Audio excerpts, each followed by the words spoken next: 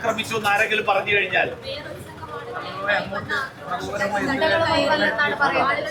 അത് മാർക്സിസ്റ്റ് പാർട്ടിക്ക് ആടിനെ പട്ടിയാക്കുന്ന ഒരു പ്രത്യേക സ്വഭാവം അത് എല്ലാ കാലത്തും ഉള്ളതാണ്.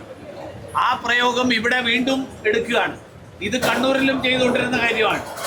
കണ്ണൂരിലെ ഏറ്റവും അധികം ആളുകൾക്കെതിരായിട്ട് അക്രമം നടത്തിയതിനു ശേഷം RSSകാർ ആക്രമിച്ചു എന്ന് ആക്ഷേപിക്കുന്ന ആളുകളാണ് CPMകാർ.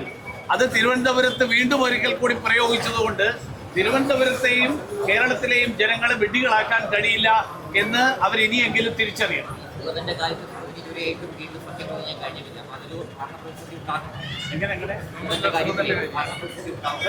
നിയമത്തിന്റെ വഴിക്ക്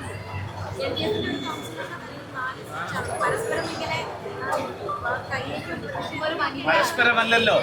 മേയറുടെ മുറിക്ക് പുറത്ത് അക്രമം അഴിച്ചുവിട്ട ആളുകളാണ് ഉത്തരവാദികൾ. കാരണം മാർക്സിസ്റ്റ് പാർട്ടി ഇതുപോലത്തെ അക്രമം നടത്തിയിട്ട് എന്താണ് മറുപടി പറയുക എന്നുള്ളത് നിങ്ങൾക്ക് എല്ലാവർക്കും അറിയാലോ. നവകേരള സദസ്സിന്റെ ഇടയിൽ നടന്ന പോലീസിന്റെ അക്രമങ്ങളെ രക്ഷാപ്രവർത്തനം എന്ന് വിശദീകരിച്ച് അതിനെ സംരക്ഷണം കൊടുത്ത ആളാണ് മാർക്സിസ്റ്റ് പാർട്ടിയുടെ ഏറ്റവും വലിയ നേതാവ്.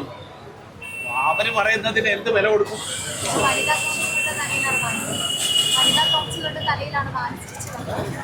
ഡെപ്യൂട്ടി മേയർക്കാണ് നെഞ്ചത്തും ബാക്കിയുള്ള അവരുടെ ശരീരത്തിൽ ഉൾപ്പെടെ പരിക്കുണ്ട്.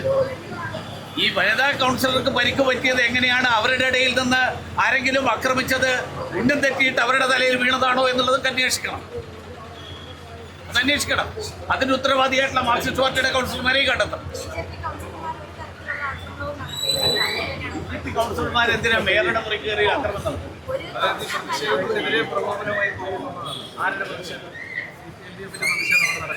LDFന്റെ പ്രതിഷേധം പുറത്തല്ലേ? മേയറിന്റെ ചേംബറിലാണോ പ്രതിഷേധം നടത്തുക? അങ്ങനെയാണോ ബോർഡ് വെച്ചിരിക്കുന്നത്? അവര് പുറത്തല്ലേ ബോർഡ്? മേയറുടെ ചേംബറിനകത്ത് അക്രമമാണ്, പ്രതിഷേധമല്ല, അക്രമമാണ്.